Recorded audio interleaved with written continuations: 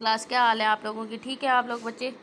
हाँ जी बच्चे, आज मैंने आप लोगों से डिस्कस करना था पेपर पैटर्न के। आप लोगों का जो साल दोम में उर्दू का पेपर पैटर्न क्या है, उसमें से कुछ सवालात तो ऐसे हैं जिनसे आप लोग अच्छे तरीके से आगाह हो, आप लोगों ने की हुई भी हैं, क्योंकि वो फर्स्ट ईयर में भी उनका सेम जैसे तरीक़ाकार था वही आप लोगों का अब सेकेंड ईयर में भी है।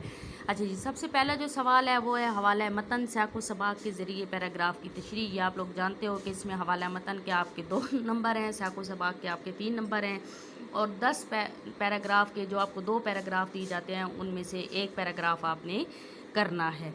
ठीक है जी। उसके बाद आपका एक सवाल है जो आपके लिए नया है, वो है किसी एक उन्वान पर मुफस्सिल मज़मून। ये 20 नंबर का सवाल है। यहाँ पर आपको 3 उन्वानात दिए जाएंगे, 3 में से आपने एक उन्वान जो है वो सिलेक्ट करना है, उस पर आपने मज़मून लिखना है, और कम अज़ कम आप लोगों का 6 सफ़ात पर मुश्तमिल मज़मून होना चाहिए, और उसमें अशार भी हों, उसमें कोटेशंस भी हों, उसमें अगर आयात और हदीस का हवाला आता है तो वो भी दिया जाए, और उसमें अगर कोई तारीख़ी हवाला जात आते हैं तो उनको भी मद्देनज़र रखा जाए। जैसे मैंने आप लोगों को करवाया है सी पैक करवाया है, जैसे मैंने आप लोगों को पाकिस्तान एकेडमी ताकत करवाया है, तो इसमें इनमें बहुत से तारीख़ी हवाला जात जो हैं वो आते हैं, बहुत सी ऐसी तारीख़ों के हवाले आते हैं जो दिए जाते हैं, कब एटम बम धमाके हमने किए, कब हमने सेटमी प्लांट को स्टार्ट किया, ये सारी चीज़ें जो हैं इनको इन असल जो है असल उसकी तारीख़ी जो हैं और कौन कौन इनका आगाज़ करने वाला था उनके मुताबिक इनको लिखना है।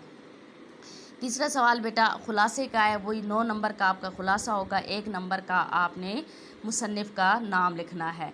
नज़म के अशार की तशरीह आप लोग जानते हो, 2 नंबर अब आपके हवाले मतन के, नज़म का उन्वान और शायर का नाम, और जो 8 नंबर आपके होंगे वो आपकी नज़म की तशरीह के होंगे। 4-4 नंबर का आपने एक एक शेर जो है वो हल करना है, और हर शेर में कम अज़ कम 2 हवाले के शेर आपने लाजमी लिखने हैं।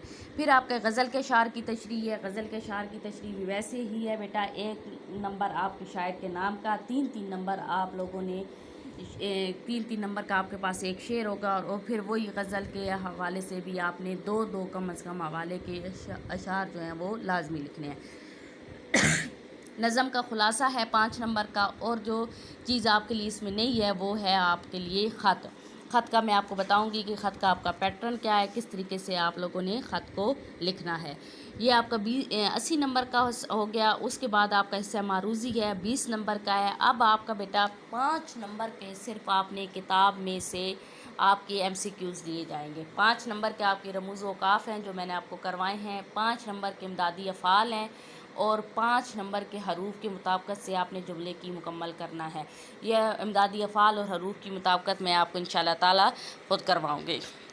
ये आप लोगों का पेपर पैटर्न है, 100 नंबर का आपका पेपर है। तफसीली सवाल इसमें आप लोगों का सिर्फ एक ही है, जो आपने अभी तक जो है पेपर के नज़रिए से आपने नहीं अटैम्प्ट किया, वो है आपका मज़मून, और ये 20 नंबर का है। इसको लिखने के लिए आपको टाइम, और कम अज़ कम आप बेटा इसको जो है वो आधा घंटे का टाइम आप इसको दोगे, जो है 30-35 मिनट दोगे तो आपका एक अच्छा मज़मून जो है वो लिखा जाएगा। ठीक है जी। उसके बाद आ जाता है बेटा आपका ख़त आ जाता है कि ख़त आपने कैसे लिखना है। ख़त का पैटर्न आपके सामने आ रहा है बेटा, मैं आपको बता रही हूँ कि पहले आप लोग लिखते थे शायद अज़ कमरा इम्तिहान या कुछ इस तरीके से, अब वो सारी चीज़ें ख़त्म हो गई। आपने इम्तिहानी मरकज़ लिखना है, उसके बाद आपने कॉमा लगाना है, और देखना है कि सफ़े की किस साइड पर आपने इम्तिहानी मरकज़ को लिखना है। ये सामने आपकी चीज़ मौजूद होगी। उसके बाद आपने लिखनी है तारीख़, और तारीख़ आपने लिखनी है उर्दू में 13 जुलाई 2020।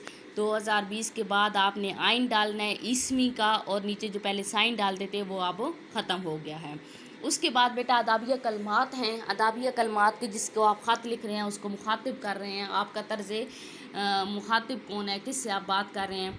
उसके बाद आपने अलामत नदाइया लगानी है, चाहे प्यारे अब्बा जान, अम्मी जान, भाई बहन, दोस्त, सहेली, जो भी आप लिखना चाहते हो।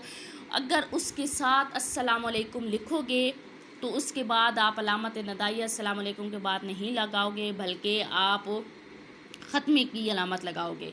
और अगर अस्सलाम वालेकुम नीचे वाली लाइन पे लिखोगे तो फिर आप जो है वो अलामत नदाइया लगाओगे। दोनों में से कोई भी एक तरीक़ाकार इख्तियार कर लें, दोनों ही दुरुस्त हैं।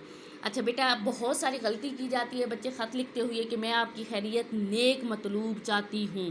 مطلوب کا معنی بھی چاہنا ہی ہوتا ہے. یہ میں نے اوپر جملہ درست کر کے لکھ دیا ہے کہ اگر آپ نے کچھ ایسے جملے لکھنے ہیں تو اس کے لیے درست جملہ جو ہے وہ ہے آپ کی خیریت مطلوب ہے. ٹھیک ہے، یا مجھے آپ کی خیریت نیک مطلوب ہے. ٹھیک ہے، پھر آپ کا بیٹا خط کا نفس مضمون ہے. نفس مضمون آپ کے 5 نمبر کا ہے. کم از کم 2 یا 2.5 پیراگراف پر آپ کا لازمی نفس مضمون مشتمل ہونا چاہیے. خط کو آپ نے کیا ہے کہ مکتوب نگار جو ہے، جو خط لکھنے والا ہے، وہ مکتوب علیہ سے کس طرح سے گفتگو کی جاتی ہے. خط کو ویسے بھی بیٹا آدھی ملاقات کہا جاتا ہے، اور آپ لوگ یہ جانتے ہو کہ یہ برصغیر پاک و ہند میں خاص طور پر ایک مکتوب نگاری کو، خطوط نویسی کو ایک خاص اہمیت حاصل رہی ہے. آپ لوگوں نے پڑھے بھی ہیں، غالب کے خطوط پڑھے ہیں، اقبال کے خطوط پڑھے ہیں، اور یہ ادبی لحاظ سے بہت اہمیت کے حامل جو ہیں وہ رہے ہیں. اور اس قدر دو بدو چھوٹے چھوٹے جملوں میں بات کو مکمل کرنا، بات بیان کرنا، اور ایسے بات کرنا کہ جیسے جس سے بات کر رہے ہو وہ بالکل آپ کے سامنے موجود ہے. اس کے بعد بچے اختتامیہ آ جاتا ہے. اختتامیہ میں آپ نے جو ہے لکھنا ہے والسلام. اس کے بعد کوئی ختمہ، کوئی کوما آپ لوگوں نے نہیں لگانا.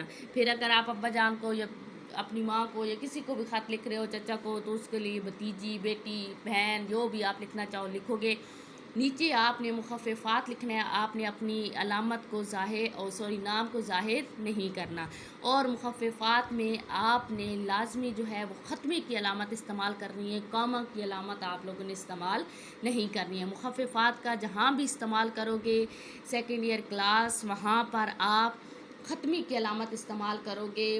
کوئی کاما یا اس طریقے سے ڈاٹ وغیرہ وہ آپ لوگ نہیں لگاؤ گے. یہ آپ کے خط کا پیٹرن ہے. اس کو جو ہے مد نظر رکھنا. اسی حوالے سے آپ لوگوں کا 10 نمبر کا یہ سوال جو ہے آپ کا مکمل ہوگا. اوکے کلاس، اللہ حافظ.